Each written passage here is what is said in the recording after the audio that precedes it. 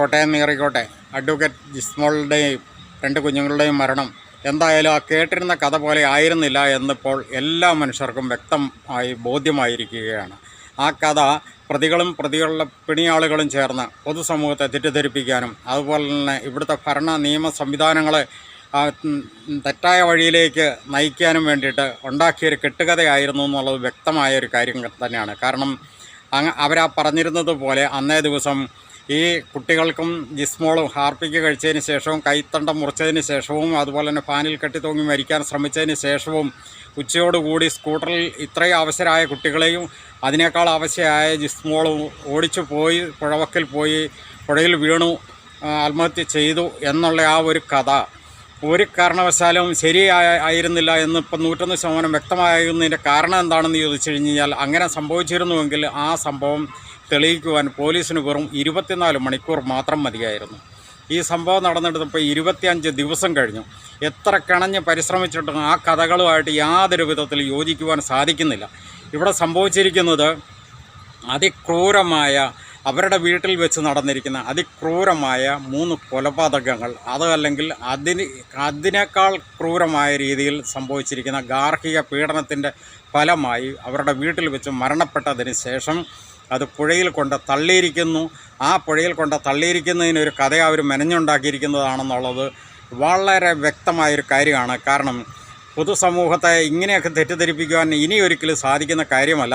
അവരുടെ വീട്ടിൽ തന്നെ CCTV ഉണ്ട്. അവരുടെ വീട്ടിൻ്റെ എല്ലാ ഭാഗങ്ങളിലും CCTV ഫുട്ടേജുകൾ കിട്ടുന്നതാണെന്നുള്ളത് അവിടെ അയൽവാസികൾക്ക് എല്ലാവർക്കും അറിയാം. അവരുടെ വീട്ടിൽ നിന്നും ഈ പുഴവക്ക് വരെയുള്ള ഭാഗങ്ങളിൽ 10-15ഓളം CCTVകൾ ഉണ്ടായിരുന്നു. ഒരൊറ്റ CCTVയിലും ഇത് പതിഞ്ഞിട്ടില്ല എന്നുള്ളത് ആ ദിവസം തന്നെ എല്ലാവരും അറിഞ്ഞിരുന്നൊരു കാര്യമാണ്. പക്ഷേ അന്നതൊന്നും ഇത്രയും ചർച്ചയായിരുന്നില്ല. കാരണം ഈ പ്രതികളുടെ കുറേ പിണിയാളുകളും ചേർന്ന് അതിശക്തമായിട്ട് ഇത്തരം ഒരു പൊട്ടക്കഥ പ്രചരിപ്പിച്ചിരുന്നതുകൊണ്ട് സ്വാഭാവികമായിട്ട് പൊതുസമൂഹം അത് അങ്ങനെ തന്നെ ആയിരിക്കാം എന്നങ്ങ് ധരിച്ചു പോയി എന്നുള്ളത് സത്യം തന്നെയാണ്. പക്ഷേ ആ ധാരണ ഓരോ ദിവസം തുടർന്ന് മാറി വന്നുകൊണ്ട് ഇപ്പോൾ ഒരൊറ്റ വ്യക്തി പോലും ആ കഥ വിശ്വസിക്കുന്നില്ല എന്നുള്ളത് കൃത്യമായ ഒരു കാര്യം തന്നെയാണ്. ഇവിടെ ഭരണ നിയമ സംവിധാനങ്ങൾ ഇനി അത് വിശ്വസിക്കുന്നുണ്ടോ എന്നുള്ളത്, അല്ലെങ്കിൽ അവരെ അത് വിശ്വസിപ്പിക്കുന്നുണ്ടോ, അതുമല്ലെങ്കിൽ ആ കഥയിലേക്ക് കാര്യങ്ങൾ എത്തിക്കാനായിട്ട് ശ്രമിക്കുന്നുണ്ടോ എന്നുള്ളത് ഇപ്പം പൊതുസമൂഹം സംശയിച്ചുകൊണ്ടിരിക്കുന്നു. കാരണം നമുക്കറിയാം ഇവിടെ എല്ലാ കാര്യങ്ങളും 100% പെർഫെക്റ്റോട് കൂടിയൊന്നും നടക്കാറില്ല.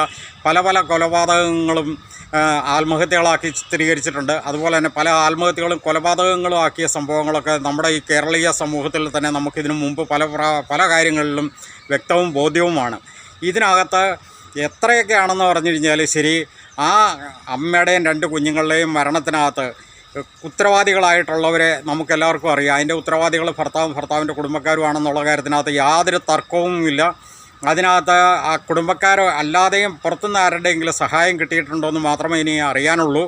ഏതായാലും ആ സംഭവം നടക്കുന്നത്, അതായത് ഈ കഴിഞ്ഞ 15-ാം തീയതി ചൊവ്വാഴ്ച ഈ സംഭവം പുറംലോകം അറിയുന്നതിൻ്റെ 2 ദിവസം മുമ്പാണ് ഈ ജിസ്മോളെ അവസാനമായിട്ട് പബ്ലിക്കോ അല്ലെങ്കിൽ ജിസ്മോളിലെ ഏറ്റവും അടുത്ത ബന്ധുക്കളോ സുഹൃത്തുക്കളോ ഒക്കെ കണ്ടിട്ടുള്ളത്. അപ്പോൾ ആ 2 ദിവസം കൊണ്ട് എന്തൊക്കെ സംഭവിച്ചിരുന്നു എന്നുള്ളതാണ് ഏറ്റവും പ്രധാനമായിട്ട് അന്വേഷിക്കേണ്ടത്. അത് അന്വേഷിക്കേണ്ട അന്വേഷണ സംഘം വളരെ നിസ്സംഗത പാലിക്കുന്നു എന്നുള്ളതാണ് ഇവിടെ ഏറ്റവും പൊതുസമൂഹത്തിന് വന്നിരിക്കുന്ന ഒരു വേദനയായിട്ട് എടുത്തു പറയേണ്ട ഒരു കാര്യം എന്ന് പറയുന്നത്. കാരണം നമുക്കറിയാം ആ വീട്ടിലെ സ്ഥിരം ജോലിക്കാരിയായിരുന്ന ആ സ്ത്രീ പോലും കൂടെ പറഞ്ഞിരിക്കുന്നത് അവർ ഞായറാഴ്ച പോയതിന് ശേഷം തിങ്കളാഴ്ച അവർ മറ്റെവിടെയോ ജോലിക്ക് പോയിരുന്നു എന്നാണ് പറഞ്ഞിരിക്കുന്നത്. പിന്നീട് അവർ ചൊവ്വാഴ്ച വരുമ്പോൾ ഈ വീട്ടിൽ ജിസ്മോളെ കാണാതെ തന്നെ ബാത്റൂമിൽ നിന്നുകൊണ്ട് ജിസ്മോൾ സംസാരിച്ചിരുന്നു എന്നുള്ളൊരു മൊഴിയാണ് പുറത്തു പോലും വന്നിരിക്കുന്നത്. അത് പോലീസിന് കൊടുത്തിരിക്കുന്ന മൊഴിയല്ല, പബ്ലിക്കിൽ വന്നിരിക്കുന്ന ഒരു മൊഴിയായിട്ടാണ് ആ വോയിസ് ക്ലിപ്പായിട്ട് പുറത്ത് ഇപ്പോൾ നിലവിലുള്ളത്. ഇത്തരം കാര്യങ്ങളൊക്കെ പോലീസിന് ഏറ്റവും വളരെ നിസ്സാരമായിട്ട്, അതായത് പൊതുസമൂഹം സംശയിക്കുന്നതായ പല കാര്യങ്ങളും അതിൻ്റെ 10 ഇരട്ടി ഗൗരവത്തിലും ശാസ്ത്രീയ എവിഡൻസിൻ്റെ അടിസ്ഥാനത്തിലും പോലീസിന് തെളിയിക്കാം എന്നിരിക്കെ പോലീസ് ഈ കാര്യത്തിനകത്ത് വളരെ അധികം നിസ്സംഗത പാലിക്കുന്നുണ്ട്. അത് ഈ പ്രതികൾക്ക് വേണ്ടിയോ പ്രതികളോടൊത്തുള്ള പിണിയാളുകൾക്ക് വേണ്ടിയിട്ടോ തന്ത്രം ഒരുക്കുന്നതായിട്ടാണ് ഞങ്ങൾക്ക് ഇതിനകത്ത് മനസ്സിലാകുന്നത്. അത് ഒരിക്കലും അനുവദിച്ച് തരില്ല. കാരണം പൊതുസമൂഹത്തിൻ്റെ നീതിബോധം അതിശക്തമായി ഉയർന്നു വന്നുകൊണ്ടിരിക്കുന്നു. പിന്നെ അതുപോലെ തന്നെ ഈ ജിസ്മോളുടെ ഏറ്റവും വേണ്ടപ്പെട്ട ആളുകളായ ജിസ്മോളുടെ ഫാദറിനെയും ജിസ്മോളുടെ സഹോദരനെയും പോലും കൂടെ സ്വാധീനിക്കാനായിട്ട് പ്രതികളുമായിട്ട് ബന്ധപ്പെട്ട് നിൽക്കുന്നവരോ അറിഞ്ഞോ അറിയാതെയോ ചിലപ്പോൾ ആ സാധുക്കൾ അറിയണമെന്നില്ല, അവരറിയാതെ പോലും കൂടെ ചില പിൻവലികൾ നടത്തുന്നുണ്ടോ എന്ന് പോലും സംശയിക്കേണ്ടിയിരിക്കുന്നു. കാരണം എന്താണെന്ന് ചോദിച്ചു കഴിഞ്ഞാൽ ആ ജിസ്മോളിലെ ഫാദറിന് അങ്ങേയറ്റം വേദനയുണ്ടെന്നുള്ളത് നമുക്കറിയാം ജിസ്മോളിലെ മരണത്തിനകത്ത്.